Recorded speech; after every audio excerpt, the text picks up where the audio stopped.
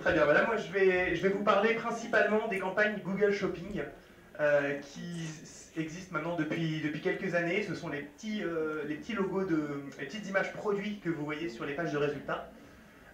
Et savoir comment on arrive à faire une bonne campagne shopping, sachant que c'est devenu pour les e-commerçants, je dirais, la poule aux œufs d'or, parce que depuis que ça a été lancé un peu à l'arrache par Google, qui n'y croyait pas lui-même. Et finalement, ça cartonne en termes de transfo, en termes de résultats. Du coup, ils ont lancé en février dernier une toute nouvelle version de leur campagne shopping qui permet d'aller beaucoup plus loin. C'est un peu plus complexe, mais ça permet de faire pas mal de choses. Et puis je vous parlerai, si on a le temps, d'achat de la fameuse polémique de savoir est-ce que ça vaut le coup d'acheter sa marque sur AdWords. C'est un débat éternel et je vous donnerai en tout cas ma vision des choses là-dessus. Alors déjà, je vais me présenter. Je m'appelle Florian Marlin, je suis actuellement directeur marketing e-commerce dans une entreprise qui s'appelle sofactory.fr, qui vend du meuble. Globalement, je fais ma petite promo. J'ai un bouquin, une seconde version qui sort le 25 avril, dans 15 jours, qui s'appelle Le guide des liens sponsorisés aux éditions Erol, et qui vont vous permettre, si ça vous intéresse, de répondre à toutes les questions que vous vous posez sur AdWords. J'ai également, je suis auteur sur le blog Oseox. Voilà. Donc ça, c'était une petite présentation rapide. On va rentrer dans le vif du sujet. Déjà, qu'est-ce que c'est que Google Shopping? Donc vous connaissez toute la partie en haut à gauche, que moi j'aime bien en jaune, AdWords Premium, donc toute la partie Premium. En bas à gauche, c'est vous, voilà, le référencement naturel, qui est de moins en moins visible, je vous l'accorde. En bas à droite, toute la partie latérale d'AdWords, assez classique. Et en haut à droite, pas seulement on va le voir d'ailleurs, les résultats Google Shopping avec des liens vers des produits qui mènent directement vers les fiches produits des e-commerçants. Alors, qu'est-ce que ça peut être Google Shopping? Déjà, il faut savoir, je vous l'ai dit, la nouvelle interface Shopping a été lancée le 13 février 2014, donc c'est très récent. Avant, on appelait ça du PLA, pour Product Listing Ads, et ça s'appelle désormais Google Shopping. Et il faut encore à l'heure actuelle un compte Google Merchant Center, donc c'est le compte qui va vous permettre de diffuser votre flux produit, et c'est sur ce flux que va se baser Google pour aller chercher les produits qu'il va afficher sur les pages de résultats. Donc vous avez plusieurs types d'affichage. Vous avez ce qui se passe à droite, donc on va voir ça marche. Yes. Donc là vous avez, ça peut se présenter comme ça peut également se présenter comme ça à droite, et vous avez également un affichage en zone premium au-dessus donc du premier résultat. Sur des produits, donc ça peut être particulièrement visible. Alors, comme je vous l'ai dit, il faut un compte Google Merchant Center. Donc le prérequis principal, ça va être d'associer le flux avec le Google Merchant Center. Donc pour ça, vous pouvez configurer le compte. Il faut que vous confirmiez votre propriété de site web. Notamment, vous pouvez le faire via Webmaster Tools, si vous l'avez sans doute déjà fait. Ensuite, il va vous falloir lier votre compte AdWords avec le Merchant Center. Et ensuite, charger le flux en respectant les nomenclatures de Google Shopping. Donc, pour lancer votre campagne, vous rendez dans AdWords. Vous avez maintenant un tout nouveau menu quand vous voulez créer une campagne qui s'appelle Shopping. Vous mettez vos paramètres de référence marchand par défaut, ils sont déjà entrés généralement, si vous avez bien paramétré votre compte. Et ensuite, les autres paramètres, c'est des paramètres de campagne Google AdWords classique, type le budget, toutes ces choses-là, la géolocalisation, ça marche exactement pareil qu'une campagne AdWords classique. Ensuite, on vous demande de créer un ad group. Jusqu'à il y a une semaine, le niveau ad group ne servait à rien du tout, sachant qu'on ne pouvait créer par campagne qu'un seul ad group. C'est maintenant plus le cas. Google, suite à la pression des annonceurs qui utilisent beaucoup Google Shopping, ont demandé à avoir plus de flexibilité là-dessus. Du coup, maintenant, on peut créer plusieurs ad groups. Néanmoins, ça reste optionnel. Honnêtement, vous n'avez pas besoin de créer plusieurs ad groups à l'heure actuelle. C'est vraiment pour les très très gros comptes. Et vous avez également la possibilité d'entrer une promotion. Une promotion, ça va être quoi? Ça va être votre annonce. On va le voir un peu après. Ça va être un petit texte promotionnel de 45 caractères maximum qui va vous permettre de mettre en avant un avantage concurrentiel. Ça peut être sympa, par contre, il faut savoir que ça retarde la mise en ligne. À l'heure actuelle, la promotion est revue encore manuellement par Google. Et si vous en mettez une, attendez-vous à une mise en ligne dans 2 jours au lieu qu'elle soit plutôt immédiate. Donc là voilà, quand vous arrivez dessus, la promotion ne se voit pas forcément sur les pages de résultats. Par contre, dès que vous passez le curseur, là vous avez par exemple sur le site de Price Minister, il y a marqué livraison gratuite en 48 heures. Donc c'est ce genre d'argument là sur lequel vous pouvez jouer pour essayer de vous démarquer. Alors, ça c'était pour le lancement, c'est plutôt simple. Le vrai challenge, c'est comment on optimise sa campagne shopping. Là, vous avez une superbe image de tête de gondole, parce que Google Shopping, c'est tout à fait ça, c'est la tête de gondole des produits. Et comme on l'a vu, il y a assez peu de place sur cette tête de gondole. Donc, comment faire en sorte d'apparaître sur cette tête de gondole? Alors, déjà, pour tous ceux qui utilisent AdWords au quotidien, il y a quelques réflexes qu'il faut oublier directement. Déjà, il faut oublier les mots-clés. Google Shopping ne fonctionne pas du tout par mots-clés. Ça fonctionne par le biais de produits et ce que Google a désormais appelé des groupes de produits. Vous allez également oublier les positions. Même si on a vu que globalement on pourrait dire qu'il y a une position 1, 2 et 3 en prenant de la gauche vers la droite, et ben en fait Google ne fonctionne pas comme ça, du moins pour l'instant. Je pense qu'il viendra à remettre la position là-dedans, mais pour l'instant il n'y a plus de notion de position sur les campagnes Google Shopping. Et vous pouvez également oublier le Quality Score. Alors ça aussi pour l'instant, parce que ça, a priori, ça c'est dans les tuyaux pour revenir et avoir plus de visibilité là-dessus. Mais pour l'instant, Google ne donne aucune information sur ce Quality Score qui existe bel et bien, mais qui est complètement caché. On revient au tout début d'AdWords, quand le Quality Score, on n'en connaissait rien du tout. Ben là, ils font à peu près la même chose. Ils ne communiquent pas du tout dessus. Et vous ne pouvez pas du tout vous baser sur une quelconque note pour avoir une information sur votre score de qualité. Les clés de l'optimisation, ça va être ce qu'on appelle la subdivision. Donc on va le voir juste après. La multiplication des campagnes, l'analyse bien sûr des performances, assez classique. Le remplissage, le bon remplissage de votre flux. La promotion, c'est le petit texte qu'on a vu tout à l'heure. Et également, vous avez une possibilité d'utiliser Analytics pour obtenir des informations qu'AdWords ne vous donne pas nativement. Alors, parlons subdivision. Subdivision, c'est le terme officiel que Google a choisi pour en fait diviser les groupes de produits. Quand vous commencez à créer votre campagne shopping, par défaut, vous allez avoir un seul groupe de produits qui s'appelle tous les produits. Par défaut, il va prendre tous vos produits et va les mettre sur Google Shopping. Ça ne veut pas dire que vous allez apparaître sur chacune des requêtes que vous visez, pas du tout. Mais en tout cas, ça va rentrer dans l'algorithme et vous allez être potentiellement visible. Vous allez potentiellement ramener du trafic. L'idée, c'est de se dire, vu qu'on n'a qu'un seul groupe, on peut mettre un CPC max et après on a des stats. C'est globalement tout ce qu'on a. L'idée, ça va être de diviser ce groupe principal de produits en plusieurs groupes qui sont liés, bien entendu, à vos catégories. Ça, c'est le principal règle de subdivision, mais pas seulement. Vous pouvez les subdiviser par marque. Vous pouvez même identifier des ID d'éléments. Ce sont des références produits. Des types de produits qui est donc votre catégorisation, et vous avez des libellés personnalisés. Ces libellés personnalisés, ça va vous permettre de faire plein de choses. Par exemple, de dire mes produits à forte marge, je vais leur prendre le libellé personnalisé numéro 0, qui dans le vote flux va s'appeler Custom Label 0. Il va falloir remplir cette information dans votre flux, et vous pouvez mettre l'information forte marge, faible marge, dans chacun des produits. Une fois que vous aurez rentré cette information dans votre flux produit, Google va la digérer, il va vous permettre de segmenter vos produits en fonction des informations que vous aurez mis dans ces libellés personnalisés. Vous avez donc jusqu'à 5 libellés personnalisés qui vont vous permettre de segmenter vos produits autant de fois que vous le voulez. Alors, donc ce que je vous conseille, c'est de subdiviser vos produits par type de produit, par votre classification ou celle de Google. La classification de Google, c'est un peu comme le disait Neil tout à l'heure, c'est des catégories que Google a définies et qui ne sont pas amovibles.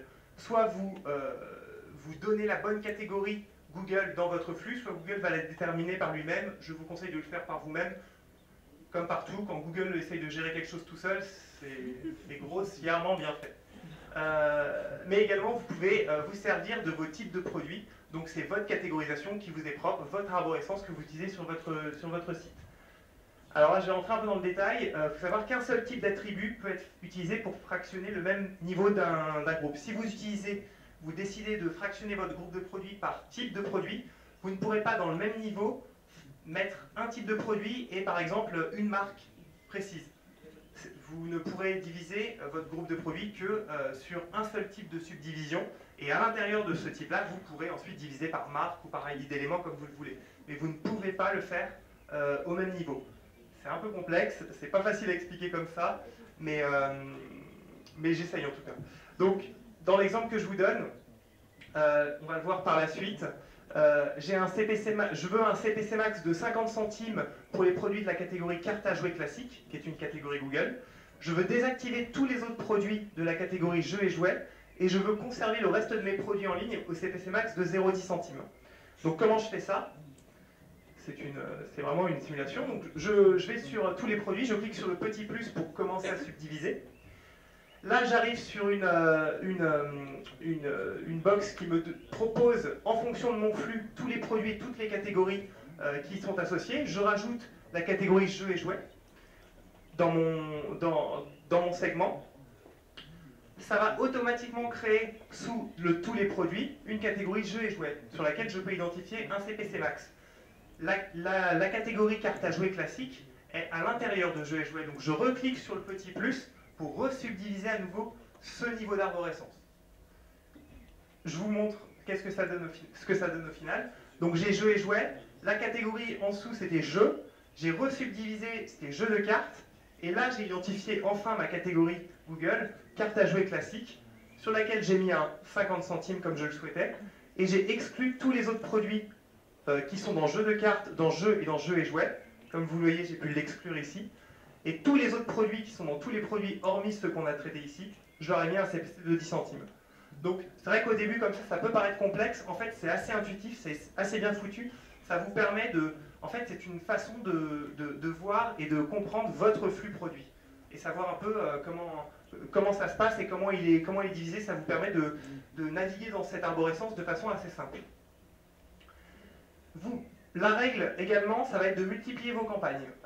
Pourquoi? Parce que quand vous subdivisez, par exemple, par type de produit, vous allez vouloir, par exemple, si vous avez des produits qui sont en vente flash ou qui sont en solde, les mettre encore plus en avant que votre subdivision de base.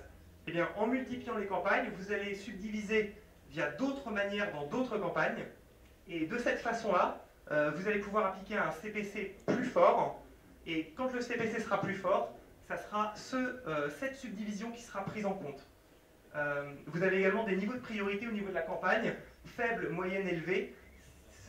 Les campagnes qui ont un niveau de priorité élevé seront prioritaires par rapport aux autres dans le choix que Google va prendre pour votre CPC, pour votre promotion, tous les éléments de la campagne, les éléments de la campagne shopping que vous aurez définis. Pareil, c'est pas évident à expliquer. De toute façon, je vous fournirai la presse, vous pourrez la lire à tête reposée pour repasser un peu tout ça, parce que c'est vrai que le temps imparti, c'est pas évident. Voilà, donc vous allez pouvoir utiliser différents libellés personnalisés en fonction de vos campagnes.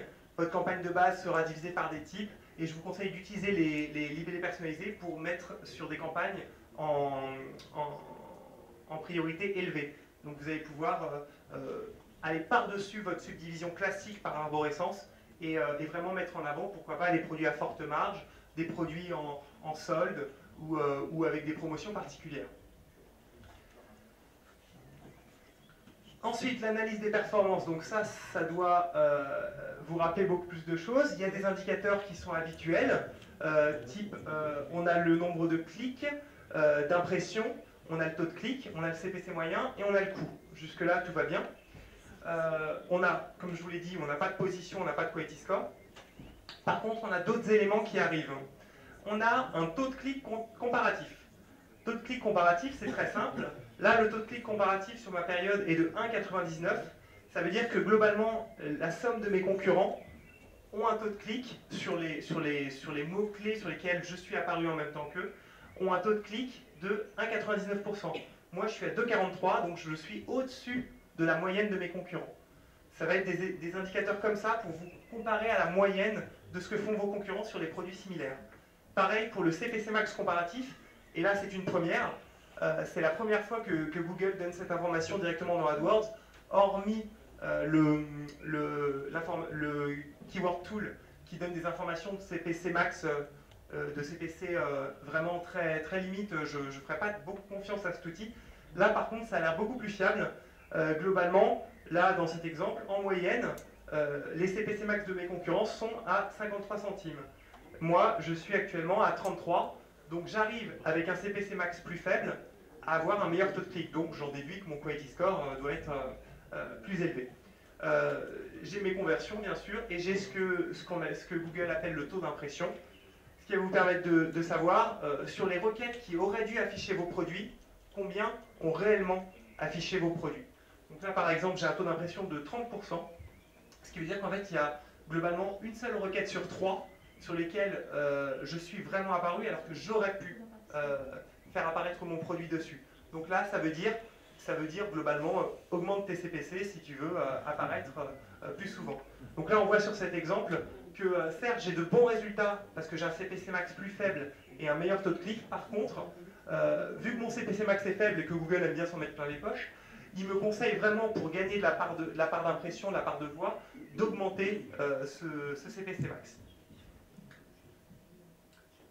Vous avez un onglet qui s'appelle l'onglet variable, que vous avez également sur AdWords classique, et qui va vous permettre de vous donner plein d'informations sur toutes les performances en fonction des informations qui sont dans votre flux.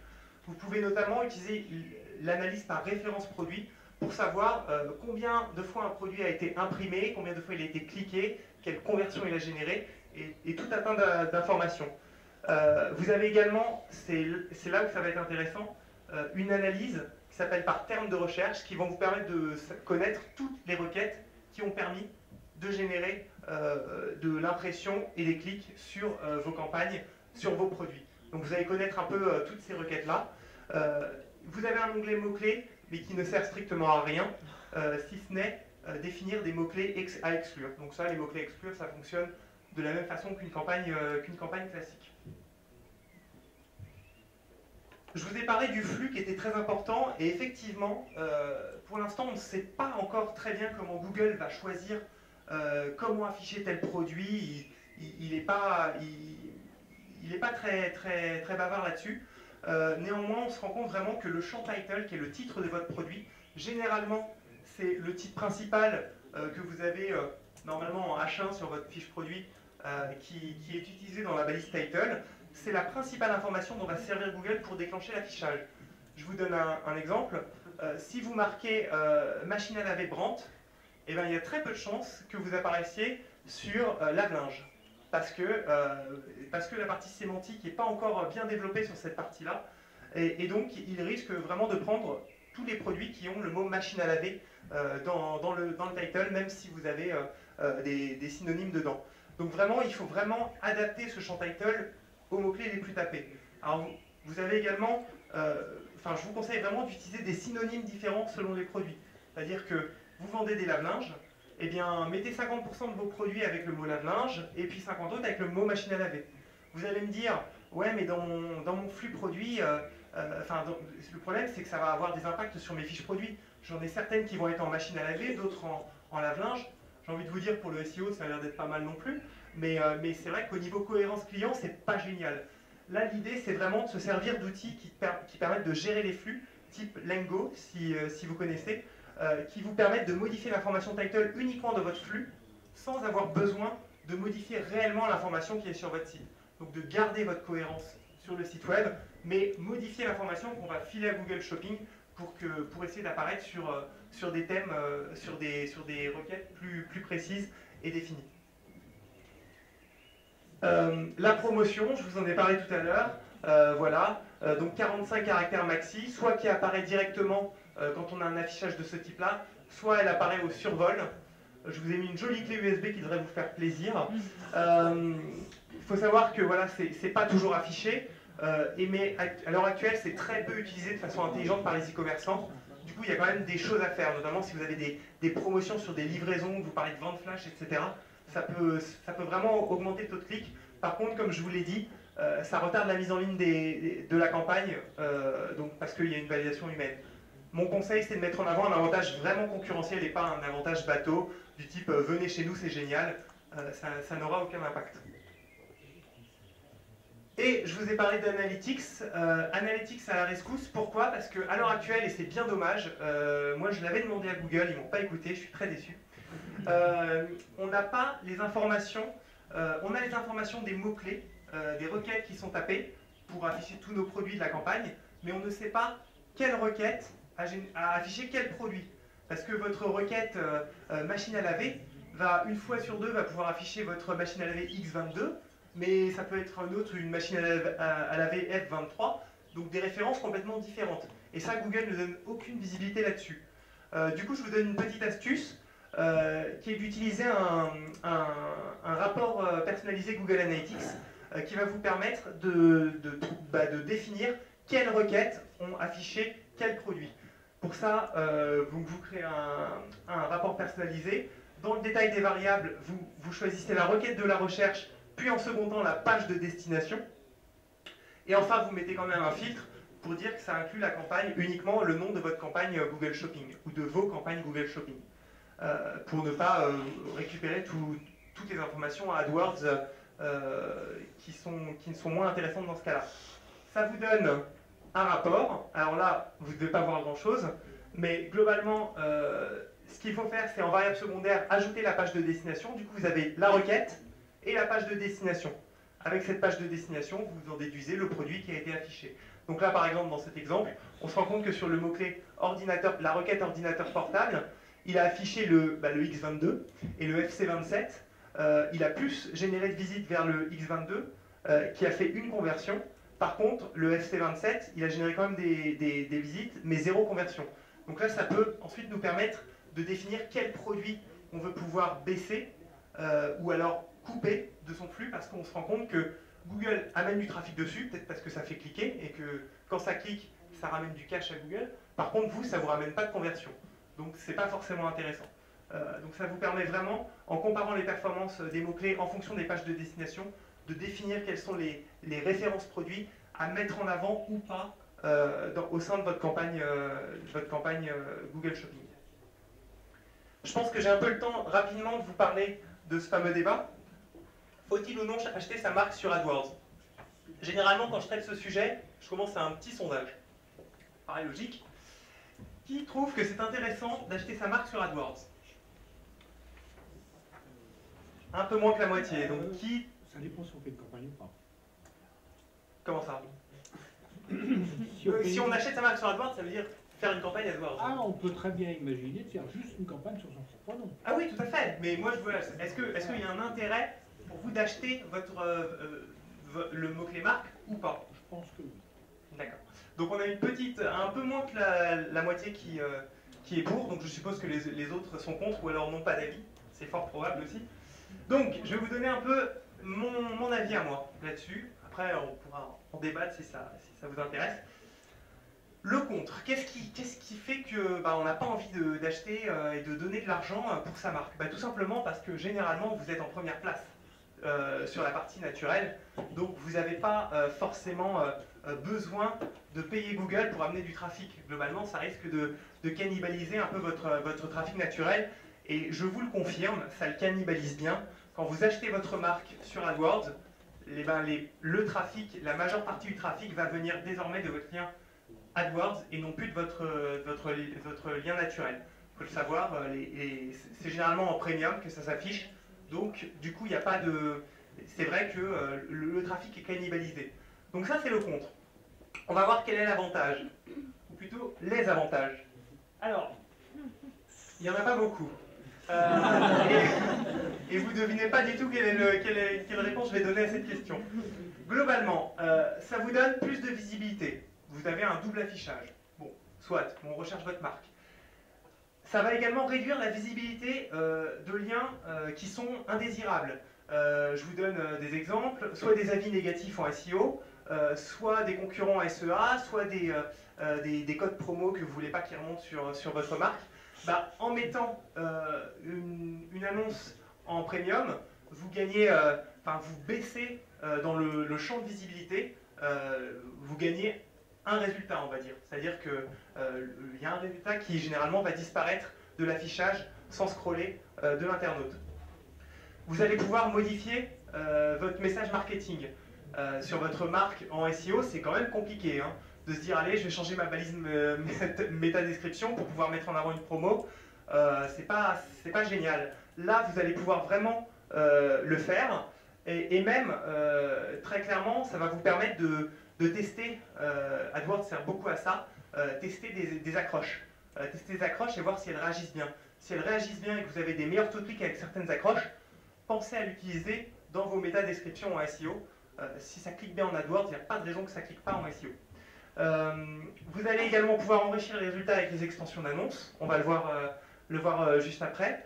Vous allez rassurer les internautes avec les remontées d'avis clients. Sur votre lien AdWords, vous avez la possibilité de faire remonter vos avis clients qui ne remontent que si votre résultat est supérieur à 3,5 sur 5. Donc pas d'inquiétude. Si vous avez une notoriété ou plutôt une e-réputation vraiment mauvaise, eh ben, le nombre d'avis clients ne s'affichera pas. Parce que contrairement à Google Plus Local, où là, même si on a des mauvais avis, ça peut remonter, là, Google se dit, bon, l'annonceur, il paye, on va quand même pas le dézinguer, hein, ça serait un peu dommage. C'est l'impartialité de Google. Vous pouvez également améliorer relativement votre quality score. Alors ça, c'est à prendre avec des pincettes. Avant, c'était le cas.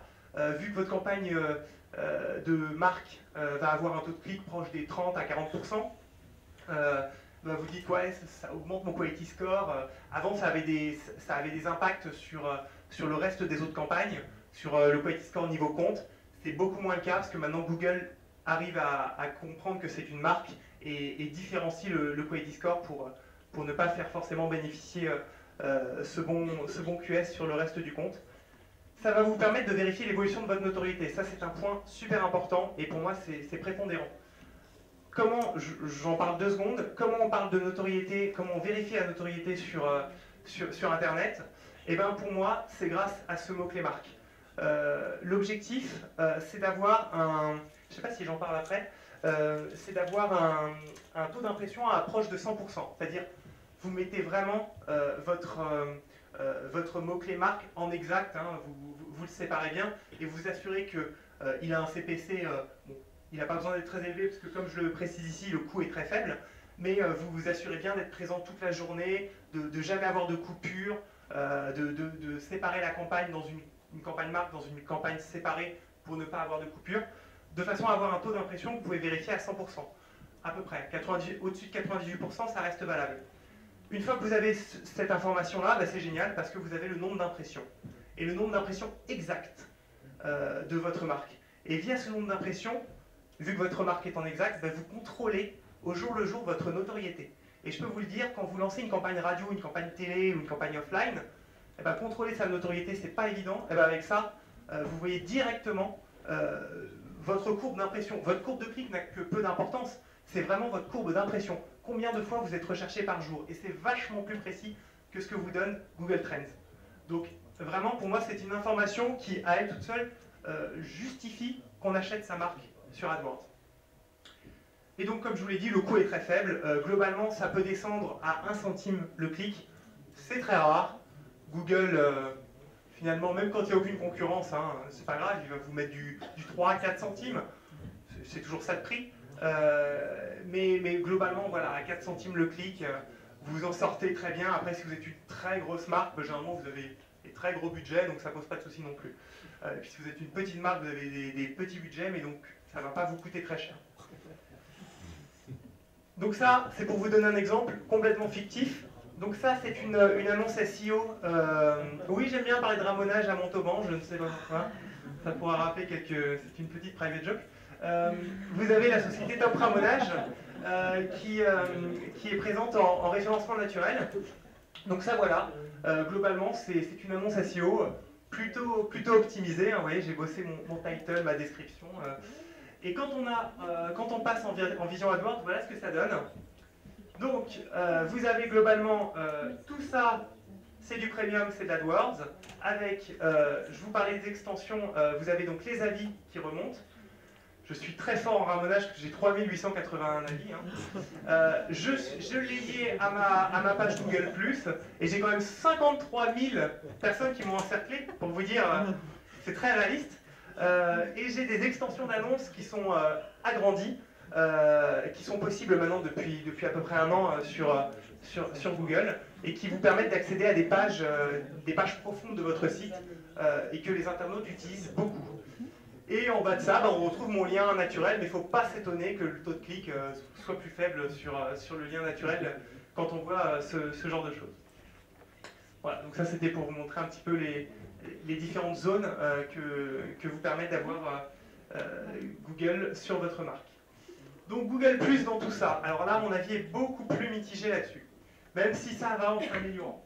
Google Plus, c'est quoi? Ça vous permet, une fois que vous avez vérifié votre site et que vous l'avez lié avec votre compte Google Plus, dès qu'on tape votre marque, d'avoir ce petit encart à droite. C'est Discount, 1384 abonnés, il y en a quand même beaucoup moins que Top Ramonage. Et le post récent, le dernier post qui s'affiche avec un lien. Donc la possibilité uniquement si votre compte Google Plus est vérifié. Est-ce qu'il y en a qui ont fait cette manip sur leur site pour pouvoir faire remonter cette information-là? Quelques-uns? Eh bien pour moi, c'est pas bien du tout. Je vais vous expliquer pourquoi. La mise en avant de la marque Google+, globalement, les pour, là vous voyez, il y en a quand même pas mal, mais ma réponse ne va pas être quand même positive. La présence du logo de la marque, si l'écran est assez large, hein, c'est du responsive qui joue là-dessus, donc sur le mobile vous n'en avez pas.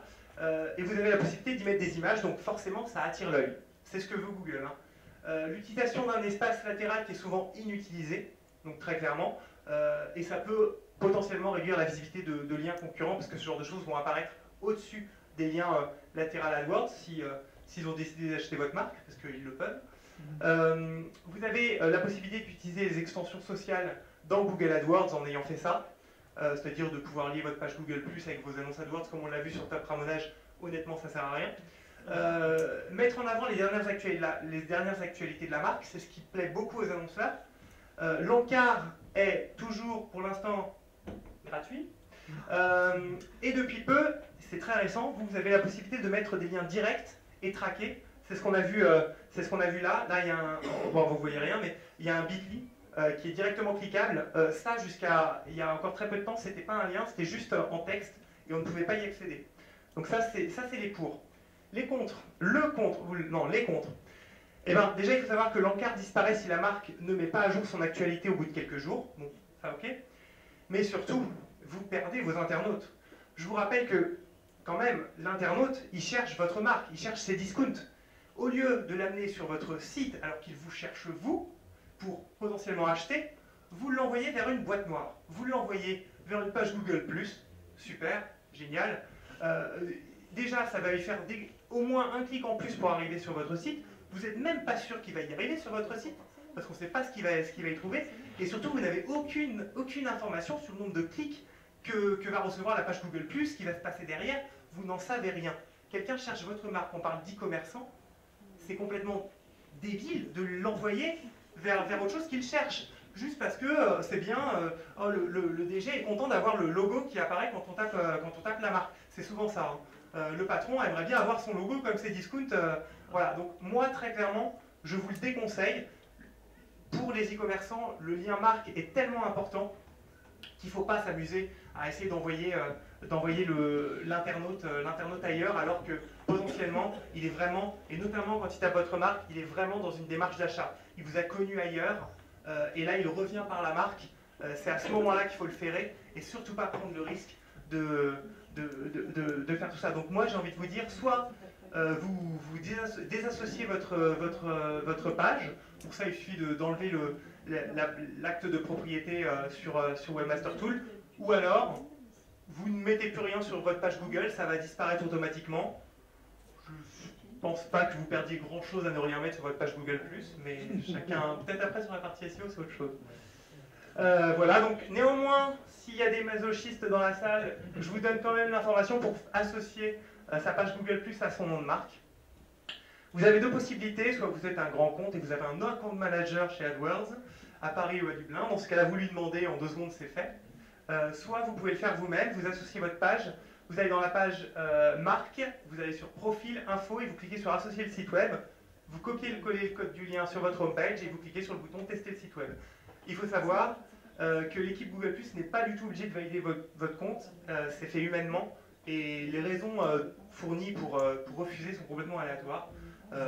Mais bon, ça c'est vraiment pour ceux qui souhaitent s'y essayer. Voilà, je vous remercie pour votre attention.